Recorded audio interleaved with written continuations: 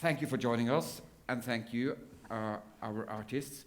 Francisco, you are a renowned and famous Handel opera director. You had good success with your work at the opera in Copenhagen. We are very happy that you are with us here in Oslo. Yes, I am. This production is also a co-production with the opera in Copenhagen. They will show it in Copenhagen next season. As all operas by Handel, the plot is extremely complicated and a lot of details. So I'm sure you will not have time to explain the entire plot. But could you just say something? What is this opera about? Well, the story, very simply put, the premise of the story is that there's a sorceress, Alcina, who does black magic, if you like. She's a negative sorceress. She has this magical island to which she attracts warriors, and when they arrive on the island, she basically has love affairs with them, and when she gets tired of them, she turns them into rocks or animals. Man-eater. Yes, she's like a praying mantis. And one of the people that she has turned into an animal this way is her arch enemy Astolfo. So if you like, if she's the queen of the night, Astolfo is like Zarastro, if you like. So he's turned into a lion, and his son was with him when they arrived on the island. So his son, called Roberto, is still on the island, wondering what happened to his father. Another person she has attracted to the island is Oronte, but she's decided to keep him half turned into a rock, not quite, because she needs a servant. So he's still on the island, half human, half rock. And finally, there is another warrior she's attracted called Ruggiero, and she's basically really likes him. She really liked him when he arrived, and so she can't bring herself to turn him into an animal or something. She's kept him as her favorite lover. And she does this, of course, with her magic. So Ruggiero is on the island completely drugged, if you like, by her magic into thinking he's in love with her. And what the story is about is how actually, even though she usually does this with everybody, in the case of Ruggiero, she's actually falling in love. Really, she's discovering that even though she's this evil character, she actually can feel love. And the tragedy of the opera is that she doesn't know how to love. She just feels this, but doesn't really have the humanity, if you like, the generosity, the caring to live this love fully. And she will realize this. She will realize that she has a love that she has created artificially, that the other person doesn't really feel, and that she's lost really in this state of feeling her humanity and not knowing how to go from there.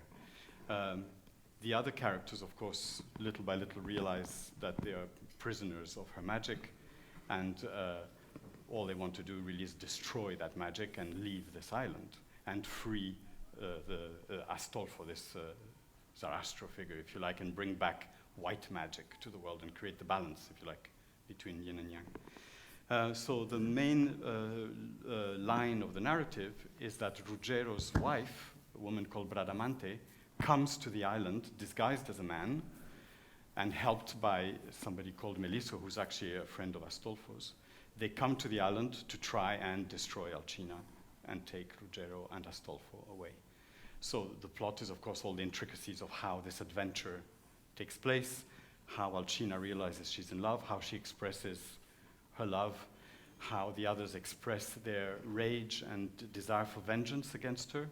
So if you like, the whole piece is really about how we can learn to control our animal passions. That's why the metaphor of all these people turned into lions when they're just having sex with Alcina through magical, superficial ways, if you like. So as they discover true love, as they discover that they need to become adults and leave just the pleasures of the flesh, if you like, they cease to be animals. Yeah? So that's really the metaphor of the story. In the program, you write that the opera is about growing up. Yes, exactly. It is really about how, when we're adolescents, we only work through impulses and through desires and through looking to, have a pleasurable time in the easiest possible way. And when we become adults, we let go of those easy pleasures and we replace them with the true joy we can get from profound feelings and real love. And this can be more difficult, but more rewarding. And that's our acceptance of responsibility also comes, and we can become true adults. So that is really what the opera is about. It's about adolescence and all the bad things that come with that, lying, not knowing who you are and pretending to be somebody else, trying, again, always the easy way out.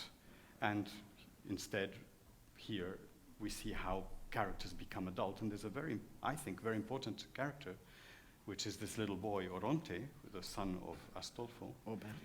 Oberto. I've been doing this for like 2 months now. I keep changing their names. It's many names. So Oberto, the child, he was actually written into the story by Handel later for complicated reasons of having a singer that he had to write arias for. But actually, I think he became really a very enriching part of the story because he is a child, and in the course of the story, he really becomes an adult through the suffering of having to be without his father and having to figure out how to get other characters to help him to realize that they need to stop being under the influence of the magic and behaving like animals and become real human beings, etc., etc.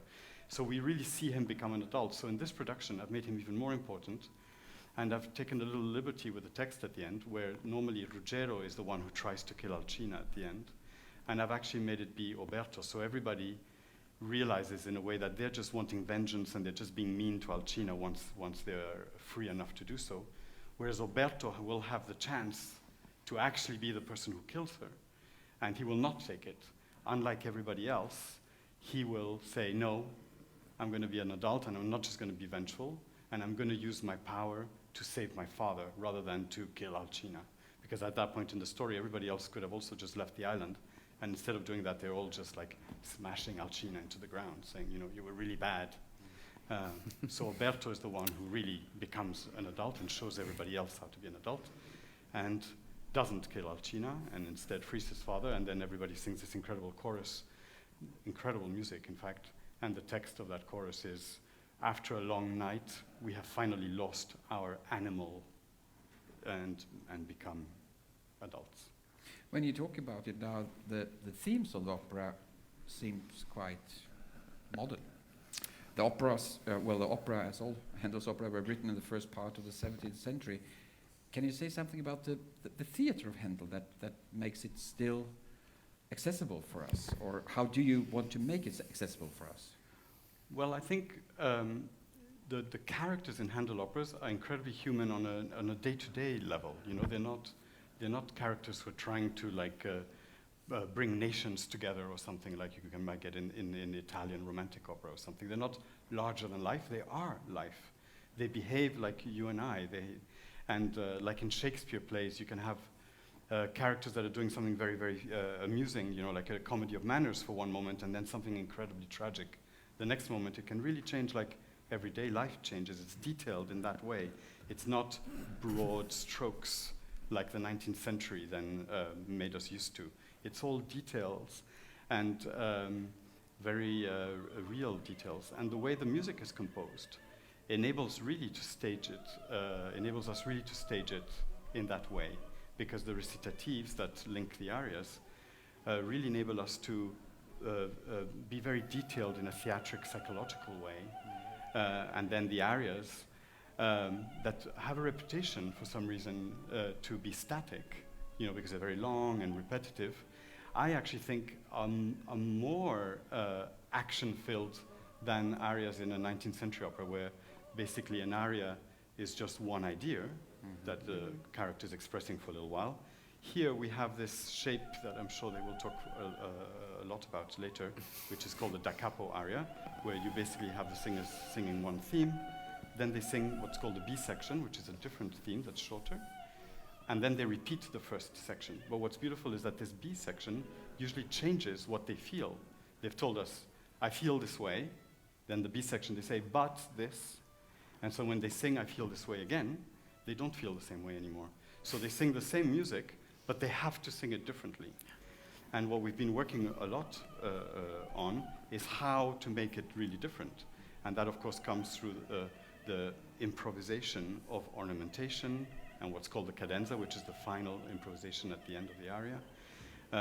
That these things really enable us to express how the character has changed in the course of the aria. So instead of just being one idea, like in 19th century opera, it's actually a whole evolution of the character through this seeming repetition that isn't a repetition at all.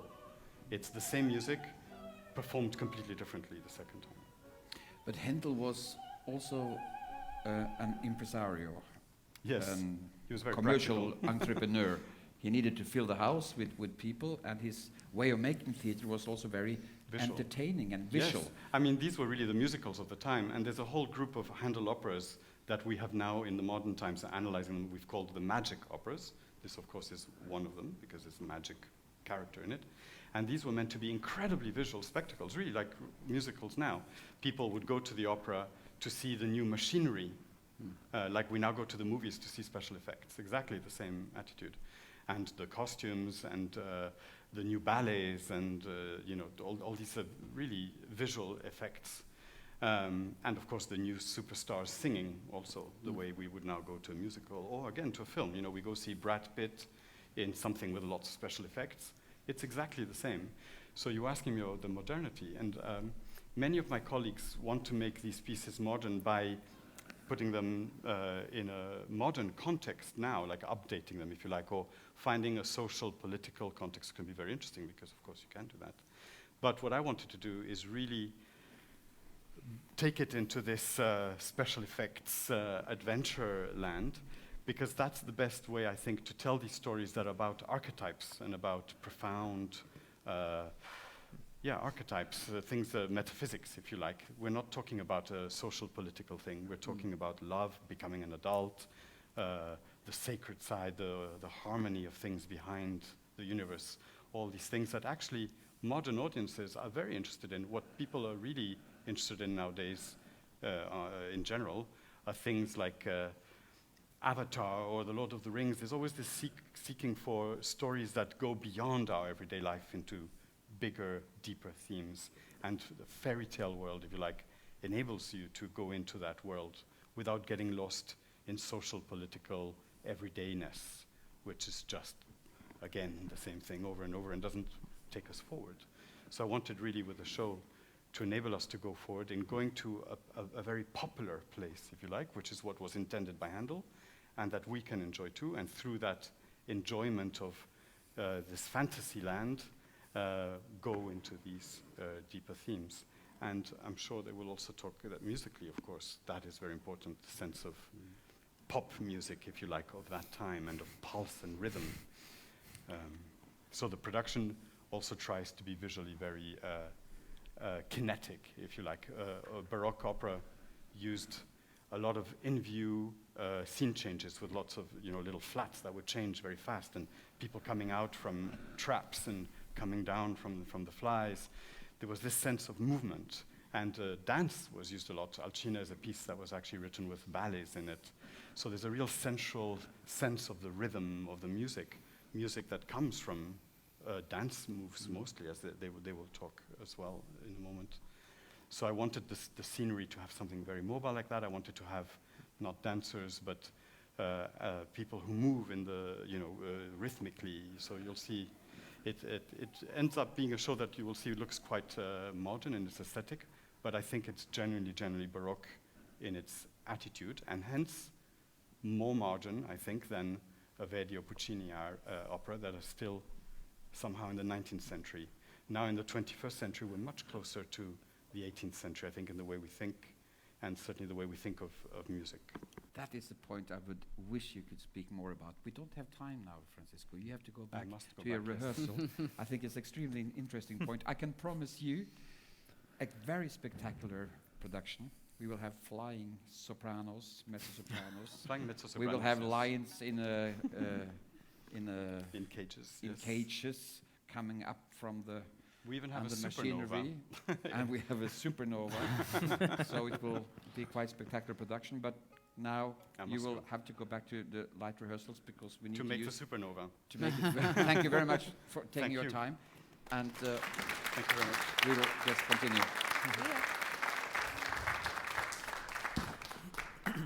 So, Marius, Nicole, Yes. how is it to work with Francisco? Oh, it's great. Is he gone? Yes, he's gone. He's gone. Marius. No, it's great. He's a fantastic guy, and he has all these fantastic ideas, and he's just nice and great to work with. Challenging? When Of you have to course, do of all course. these physical things on stage? Yeah, not for me, maybe not so much physical as the mezzo-sopranos but and the animals, but yeah, of course, it's a big challenge. For me, never done Baroque opera before, and You haven't? never. I didn't know that. I can't. You hired me. I hired you for that. You never done it before? No, never. So it's your debut as a Baroque Yeah, singer? Yeah. What is the difference? no, you know, the whole. You sang more pop music, eh? Yeah, I played guitar actually and sang a little in a rock band. Yeah. Yeah.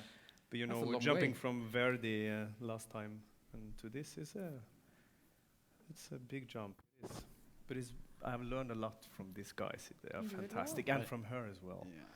Yeah. It's so nice to hear people. He has a who- real But can you closet. make- He's a closet handle tenor. Yes, Yeah, yes. maybe, Closet maybe and Marius, bottom. you can explain a little bit what has been the challenges for you as a, let's say, normal opera singer to sing the Baroque music with these guys who are so specialists. What has been interesting for you?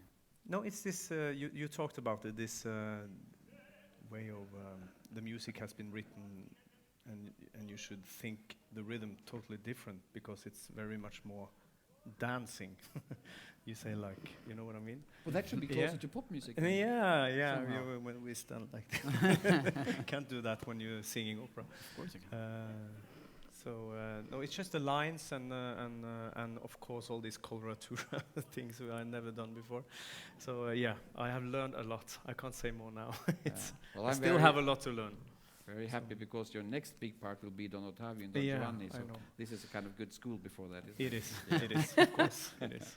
Nicole, I have to tell this whole story. I was in New York last year in November, I think it was. December. December 2012. Yes. Yeah, a bit more than a year ago. Yes.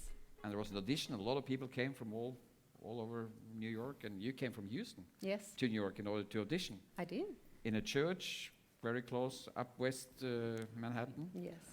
And I was just completely lost. I said, "You have to come here and sing the Alcina," and and so it happened.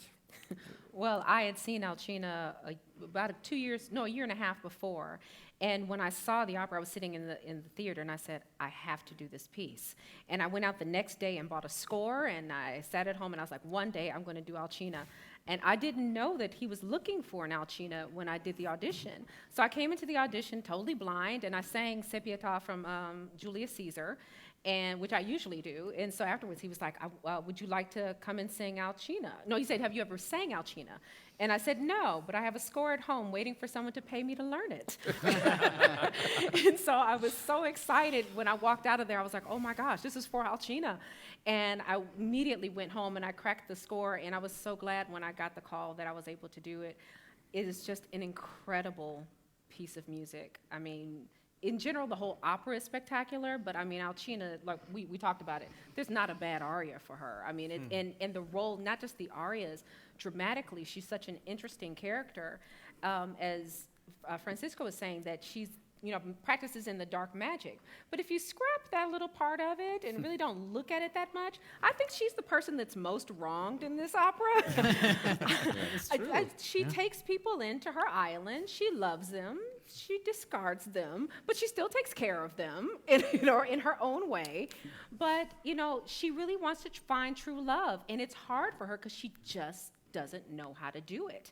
It's not something that comes natural to her besides giving someone magic to make them fall in love with her. So it's odd to her, but then everyone turns on her and she's left with nothing. Her sister leaves, everyone leaves her, and she's alone on the island. No man, no anything. And it's very heart-wrenching to see where at the beginning she has everything. She has, people. Now, Oronte does not love her as a servant. She's not the nicest person to him. But she at least has him as a companion. She has companions. Everyone's gone at the end, so I feel kind of bad for Alcina, but it's a great arc to go on. It really Wonderful. is. I think we should listen to some music now. Why don't you start, Marius? What do you like to sing? Marius, do you want to be angry or Nessun not? Angry or sad? Do you want to be angry or sad? Okay. Let's start with angry, huh? Angry. Yes. Oronte, he's deeply in love with Morgana and very jealous because she's in love with another one now. So here he sings about that and he's furious. Yeah. I've never done this like a concert aria. Shall I stand on that? With one violin. Yeah.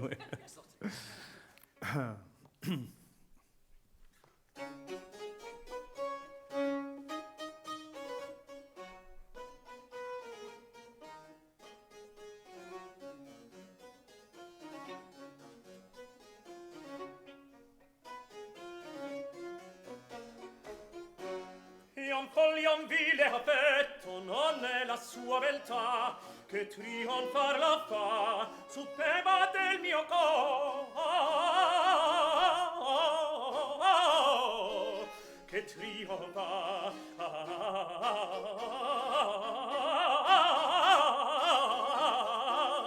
fa superba del mio cor. Foglion file affetto non è la sua beltà, no, non è la sua beltà che trionfar lo fa superba del mio cor, che trionfa fa superba del mio cor, che trionfar la fa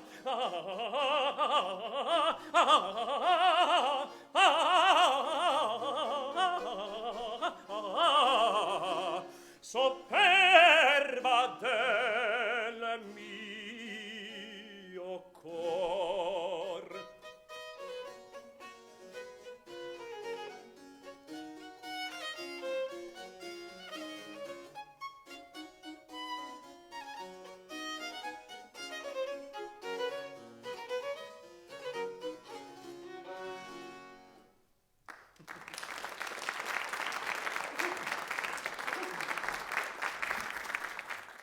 From the 80s or 70s, 80s, this early music movement has gone through many generations. So people are getting more. They get to be fluent in this so-called language. It's like learning a language.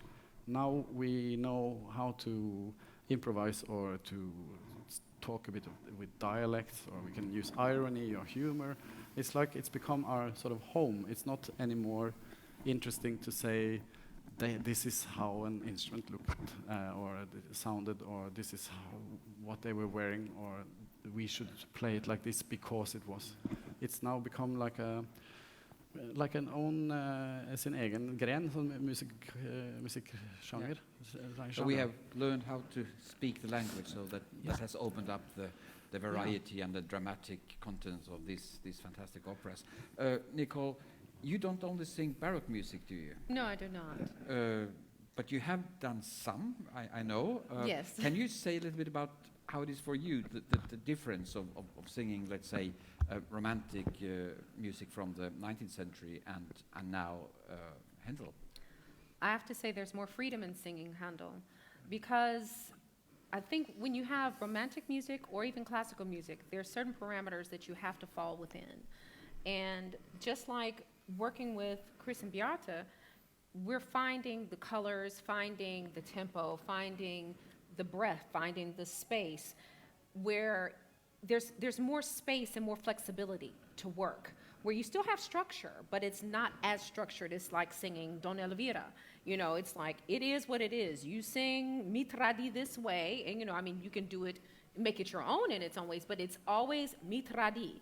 But me singing "A mio cor" is going to be absolutely different than Maddalena Cogena singing it, than Renee Fleming singing it, all of these different people who sing it sound completely different, and it sounds like a different piece in some ways, other than the instruments that are under it. So you can put more your own personality. And it's like you say, some of the arias are like 12 minutes long. So it's like you have to find your own colors and your own personality to put into it, to go from an A to a B to the da capo, to make it your own. So it's really more freeing and liberating to sing, actually. But this has only been possible because of the work progress, of the process we have had in this production. For the very first time, I think that I have had the conductor or the conductors there sharing this job somehow, Bjarte and Chris. And together with the continuo group, the people who are playing the cello and the tiorbe and cembalo, they have been on every single stage rehearsal from the very first day, like 6-7 weeks before the show. That's quite unique, and that makes exactly this open up for these possibilities that you can do it like that. Well, it's very interesting because not just they've been here, so has Francisco. And having the three of them together, like we did a rehearsal and we'd sing it and we're like, okay. And then Francisco was like, no, I didn't have that idea at all. You need to change how you're doing the rest of it. And you're like, okay, because you can change your intent and change the way he plays it will be completely different than if he was playing it soft, or if I was angry, or if I was sad or just melancholy. I mean, those two things are just very different. Yeah. And having all three of them here made it very clear for us, so we could learn from each other and grow and create something, I think. Francisco maybe says, okay, can we do this musically first? So we gather around, we do some inputs, and then he maybe comes to us and says, but I'm thinking that she should be a bit more sad. And okay, let's try. How about this? And then that sounds good. And we get some swing into it. And then he stages it with us still playing. The song I'm going to sing for you is Di Cor Mio. It's the very first aria that Alcina sings when she's actually happy before everyone comes and ruins her day. So in this aria, Bradamante, who comes dressed as a man, that is the lover of Ruggiero. She comes dressed as a man coming to basically save Ruggiero. And so she's been introduced to me, and I go to Ruggiero and I say, hi. Well, we have new guests. Show them the island. Show them the rivers. Show them the mountains. Show them where we fell in love, because our love is so deep and so wonderful. You need to share it with everyone.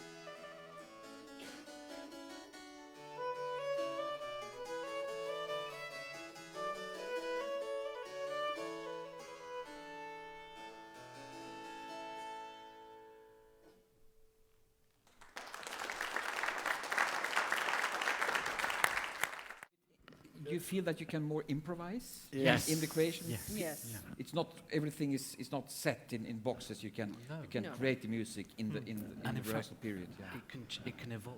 So it can change through the course in the way that actually it's changed through the course of the rehearsals. It also will change in performance.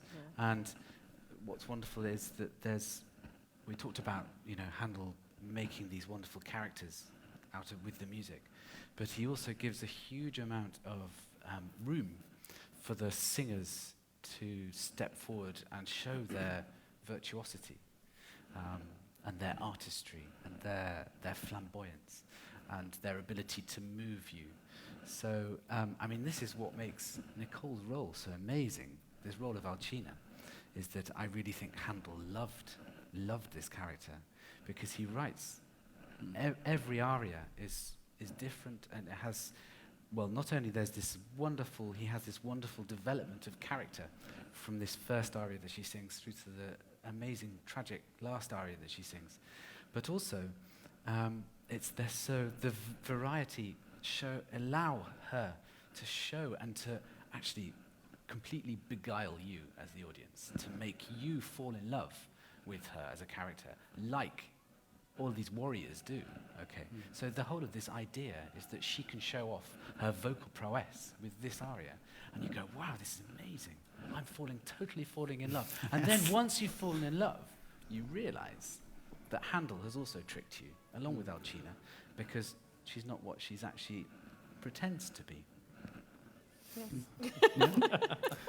We all fell in Yeah, love we've with all you. But that's the thing that's funny, is that she's not who she pretends to be. In that first aria, she's just very like, oh, show him the fountain, show him the river. She's just like, she's like the great hostess. She's like, of course, welcome to my island. I will turn you into an animal later. So, it's that, that thing about her that's so great. And like you said, each aria for her is a progression of breaking down that facade. The next aria that I sing is Si son quella, non più bella, and it's like, am I not pretty enough? And in this show, I do have a little bit of a skin problem. You will see when you come to the show that I try and hide, because I'm using my magic and I'm using all my tricks to keep myself looking beautiful, when inside, really, there's this ugliness inside that, really is coming out in its own way. And each aria progressively just strips, whether it's she's finding out that Ruggiero does not really love her, seeing Ruggiero and Bradamante in each other's arms, everything is, it brings her all the way down to where you get to the last aria, where she's like, I have nothing left but tears. The gods are not even listening to me anymore. Where at the beginning, she is all about, I can call upon the gods and they will do this for me. They will turn this person into a horse and they will do this, and I have this power. And at the end, she has none of it. It's all gone. It's all been taken away from her. It's a great role to go from here to there. It's very cool. Let's conclude with an aria. Marius, what would you like to sing?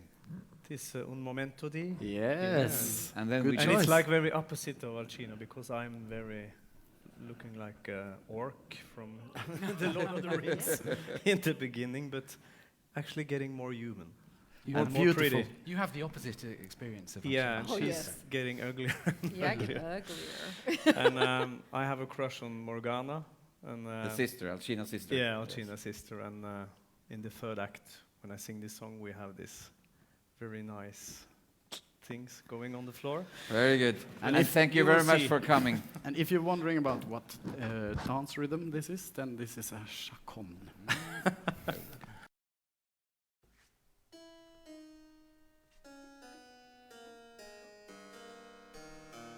M'inganna, me ne avveggo, eppur ancor l'adoro. Se ben me fui infedel, è il mio tesoro.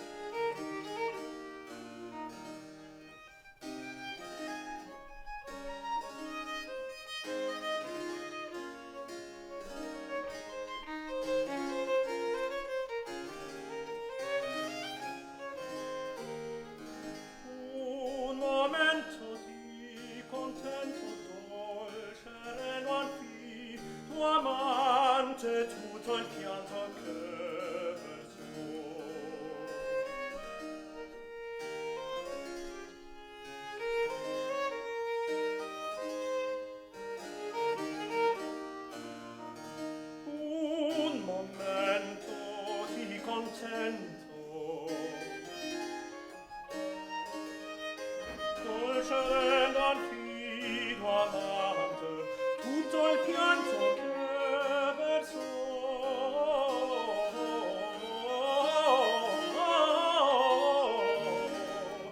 Tutto il pianto che versò, tutto il pianto